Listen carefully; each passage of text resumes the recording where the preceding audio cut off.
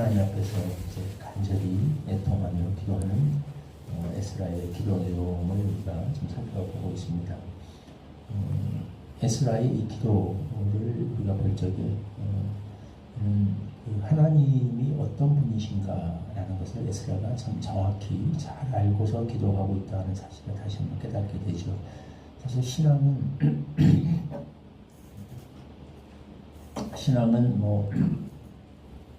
여러 가지 우리에게 많은 것을 요구하는 것 같은데 성경은 우리에게 줄기차게 선포하고 있습니다. 다른 거 아니에요. 신앙은 하나님을 아는 것입니다. 하나님이 어떤 분인가 이것을 깨달아가고 알아가는 거. 이게 단순히 이제 지식적인 어떤 알음을 얘기하는 것이 아니라 인격적으로 하나님이 어떤 분이신가를 알아가는 것이고, 그분과의 관계 속에서 우리가 깊어져 가는 것, 이것이 신앙이고 믿음이고 또 신앙의 성숙이다라고 말할 수 있겠습니다. 에스라는 정확하게 하나님이 어떤 분인가라는 것을 알고 있죠. 그래서 에스라는 가만히 있을 수가 없었고, 그래서 에스라는 이렇게 애통할 수밖에 없었고, 그래서 에스라는 이렇게 나가서 간절히 기도할 수밖에 없다는 사실을 우리가 다시 한번 깨닫게 되죠. 가장 에스라가 이 기도 가운데 이렇게 붙잡고 기도하는 내용, 하나님은 어떤 분이신가? 하나님은 결국 거룩한 분이시다, 의로운 분이시다 라는 사실을 에스라는 굳게 붙잡고 있습니다. 하나님이 이스라엘 백성들을 어떻게 인도하여 들이셨는가, 그 땅에 애초에 가나안 땅에 들어가셨을 때 인도해 드릴 때 어떻게 들이셨는가 라는 것을 에스라는 상기하죠. 그리고 그때 어떤 명령을 주셨는가 상기시킵니다.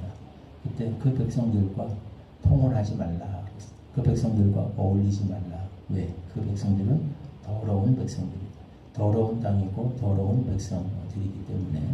그래서 사실은 하나님께서 그 땅을 멸하신다라는 이야기, 이건 여호수아서부터 시작해서 성경 전체에 선포된 메시지이죠. 그렇기 때문에 그들을 하나님께서 그 땅에서 몰아내셨고 이스라엘을 그 땅에 이제 들어가게 하셨습니다. 그러니까 그들의 땅을 뺏어서 이스라엘에게 주신 그 이유 중에 하나가 언약의 성취이기도 하고 아브라함에게 약속하셨던 것의 성취, 여러 가지 이유가 있습니다만 그 중에 하나가 그 땅에 살고 있는 그 가증한 백성들, 더러운 자들에 대한 심판이었다는 거예요. 그래서 여호수아서에 나와 있는 그 정복전쟁 보면 이게 철저하죠, 잔인하죠. 오늘날 이렇게 관점으로 보면 남녀노소를 가리지 말고 자비를 베푸지 말고 다 죽이라, 진멸하라 라는 명령이 내려진 것이 하나님이 잔인 강포 화살뿐이라서가 아니라 이게 상징적인 의미란 말이에요. 그 순간이 하나님의 심판이 어떤 것인가를 보여주는 그런 어떤 특별한 구속사적 의미를 가진 사건이기 때문에 하나님께서 그렇게 명령하셨던 거죠. 어쨌든 명확합니다. 그 사건을 통해서 하나님은 거룩한 분이시고 죄를 진멸하시는 분이시다. 공의로우신 하나님, 거룩하시고 공의로우신 하나님이라서 죄를 때가 되면 반드시 심판하셔야 되는 분이시다 라는 것을 이제 명확히 드러내셨습니다. 그렇기 때문에 이스라엘 백성들에게도 분명히 말씀하셨어요. 너희도 거룩해야 된다. 하나님이 거룩한 분이기 때문에 그 백성도 거룩해야 됩니다. 거룩하라고 그들을 불러내셨고, 거룩한 삶을 살라고 약속의 땅에, 젖과 꿀이 흐르는 땅에 들여보내셨습니다. 이게 그 백성들의 정체성이라는 거죠.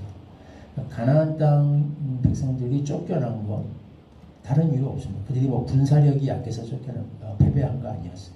그들이 가증한 백성이었기 때문에, 이들이었기 때문에 이스라엘보다 훨씬 군사력이 강대했음에도 불구하고 철병거를 가졌고 이스라엘은 보병이었습니다. 가나안은 철병, 올라가면 전차를 가지고 있었고 이스라엘은 그냥 보병, 소총만 가지고 싸운 건데, 이스라엘이 승리했던 이유, 군사력에서 온 것이 아니라 하나님이 그들과 함께 하시기 때문에, 그 가증한 백성을 심판하기 원하시기 때문에 그렇게 된 거예요. 그래서 이스라엘 백성들에게도 똑같이 적용된다는 겁니다. 쉽게 말하면 이스라엘이 왜 망했는가, 예루살렘이 왜 무너졌고 성전이 왜 불탔는가, 군사력이 약해서? 아닙니다. 갑자기 외적들의 세력이, 원수들의 세력이 갑자기 강해져서? 아니, 그 백성들이 거룩하지 못했기 때문에, 그 거룩함이 무너졌기 때문에 하나님께서 이스라엘을 원수들의 손에 내어주신 거죠. 이들은 그 역사가 주는 그 교훈, 그 뼈저린 교훈을 사실은 받았는데 하나님이 정말 그 극약 처방까지 써가면서 친히 손수 지으라고 명하신 그 성전을 무너뜨리게 하시고 정말 하나님의 이름이 이방인들에게 조롱과 모욕을 당하는 수모를 감내하면서까지 이렇게 극약 처방을 쓰셔서 하나님이 얼마나 거룩한 분이시고 그 백성이 거룩하기를 원하시는가를 가르쳐 주셨는데 이들이 와서 또 어떻게 이걸 잊어버리고 다시 그런 짓을 하는가. 거기에서 나오는 정말 큰 애통함이고 슬픔이죠. 두려움이죠. 그래서 저는 그렇게 해서 지금 이렇게 돕기도 하고 있습니다. 다시 말하면 지금 이방 여인들과 다시 혼인하면서 가증한 짓을 벌이고 있는 그 지도자들, 그들 그 범죄에 가담하고 있는 자들은 어느 순간인가 이게 또 무너진 거죠. 이 경계심이 사라졌습니다. 하나님이 얼마나 거룩함을 원하시는 분이시는가. 이스라엘의 흥망성쇠는 군사력이나 다른 외적 조건에 의해서 결망됩니다. 하나님 백성의 공동체, 하나님의 공동체의 흥망성쇠는 다른 외적 요인들에 의해서 결정되는 게 아니라 이 거룩이 무너지는가 그렇지 않은가, 거룩을 추구하는가, 거룩에서 서는가, 아니면 거룩이 무너지는가 에 있다는 것을 망각한 거죠. 그래서 또다시 이 가증한 짓들을 아무렇지도 않게 행하고 있다. 이 사실이 너무 개탄스러워. 그래서 이렇게 기도하고 있는 거죠. 하나님은 거룩한 분이십니다. 우리 교회의 능력은 다른 데 있지 않아요. 건물에 있는 것도 아니고 재력에 있는 것도 아니고 인력에 있는 것도 아니고 인원수와 재물, 그 숫자로 판명되는 것이 아니고 외부의 적에 의해서 되는 것이 아니고 안에 거룩이 세워져 가는가, 거룩해져 가는가, 거룩함이 무너지는가 거기에 있다. 왜 우리 하나님은 공의로운 하나님이시기 때문에. 그래서 거룩이 무너졌는데도 불구하고 어떤 다른 수단으로 여전히 하나님의 공동체가 유지될 수 있다거나 아니면 심지어 강해질 수 있다고 어떤 세상적인 방법으로서 세상의 조직이 커가는 것처럼 그런 다른 방식으로 그렇게 될 수 있다고 믿는다면 이건 하나님을 우롱하는 행위죠. 무시하는 행위죠. 하나님은 명확하게 거룩함이라고 얘기하셨는데 그렇게 행동한다는 것은 이것은 굉장히 하나님을 만홀히 여기고 모욕하는 행위인 겁니다.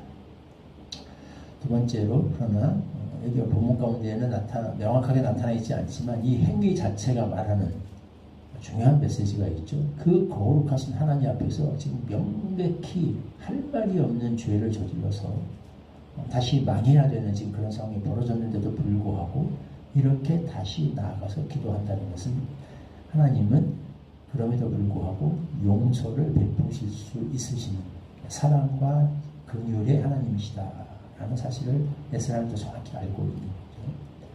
그래서 맞습니다. 하나님은 그 엄청난 그 진노의 불길로 이스라엘을 징계하셨는데, 근데 그 중에서도 거룩한 그루터기를 남기셨어요. 에스라의 기도 가운데 그게 계속 반복되죠. 하나님 우리를 목과 같이 하셨다. 잠시 동안 은혜를 베푸셔서 얼마를 남겨주셨다. 거룩한 처소에 박힌 목과 같게 하셨다. 이런 표현들이 자주 등장합니다. 이 성경에서 말하는 이 거룩한 그루터기죠. 하나님이 그 중에서도 항상 남기셨다. 이 하나님은 진노 가운데서도 긍휼을 베푸시는 분이시다. 공의로우신 하나님이시지만 또한 자유로우신 하나님이시기도 하다. 그게 희망인 거죠. 그게 소망입니다. 지금 이 상황에서 유일한 소망은 그겁니다. 에스라는 그걸 붙잡고 이 절망적인 상황 속에 탄식할 수밖에 없는 상황 속에서도 희망이 거기에 있다는 사실을 붙잡고 그래서 나아가서 기도합니다. 탄식하고 주저하고 앉아서 그들을 욕하고 비방하고 이렇게 하는 것이 아니라 하나님 앞에 나가서 그래서 나의 어떤 문제를 끌어안고 기도해요. 이거 뭐냐면 아직 소망이 있다는 거죠. 이런 절망적인 상황 속에서도 우리 하나님은 그래도 은혜와 긍휼이 많으신 하나님이시니 우리가 이제라도 이 사실을 다시 깨닫고 붙잡는 소수의 사람들이 모여서 간절히 기도하고 은혜와 긍휼을 구하면 하나님 은혜를 베푸실 수 있는 분이시다 라는 것을 저는 붙잡고 있습니다. 하나님은 그렇죠. 다른 거 없습니다. 우리 하나님은 공의로우신 분이시고 우리가 거룩하기를 원하시는 분이십니다. 동시에 하나님은 또 자비로우신 분이세요. 우리에게 은혜를 베풀기를 원하시는 분이십니다. 진노 속에서라도 긍휼을 베풀기 원하시는 분이세요. 교회의 희망은 다른 데 있지 않습니다. 이 하나님의 은혜와 긍휼 있다. 우리가 신자들이 하나님의 백성들이 하나님의 백성 신자들의 공동체가 그러므로 해야 될 일은 거룩하기를 힘써야 되는 것이죠. 그다음에 하나님의 은혜를 구하는 데 힘써야 되는 것입니다.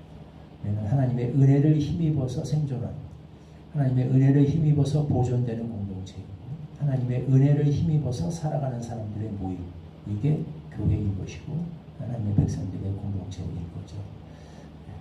에스라의 기도 가운데 나타난 이 하나님이 어떤 분이신가, 이것이 우리의 지식이 되어야 되겠고 우리가 추구해야 될 바가 되어야 하겠습니다. 우리에게도 이런 은혜를 허락해 주시기를 기도합니다.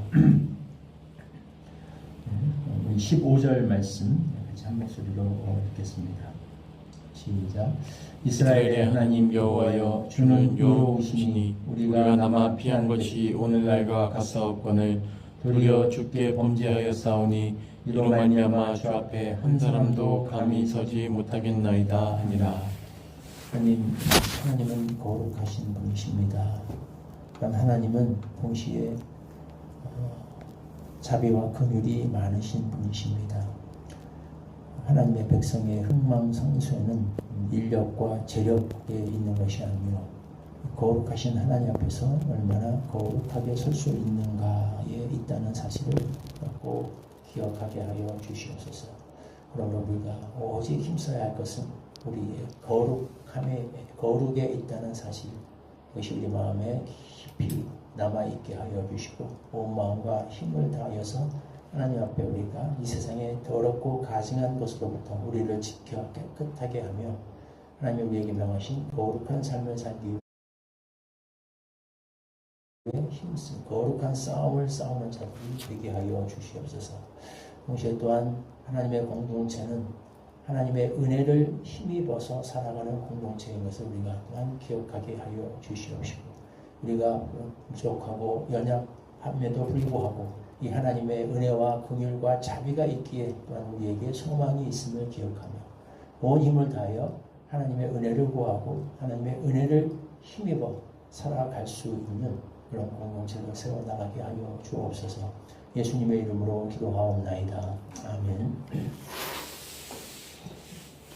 527장 1절 부르시고 주님 가르쳐주신 대로 기도하겠습니다. 어서 돌아오, 어서 돌아오.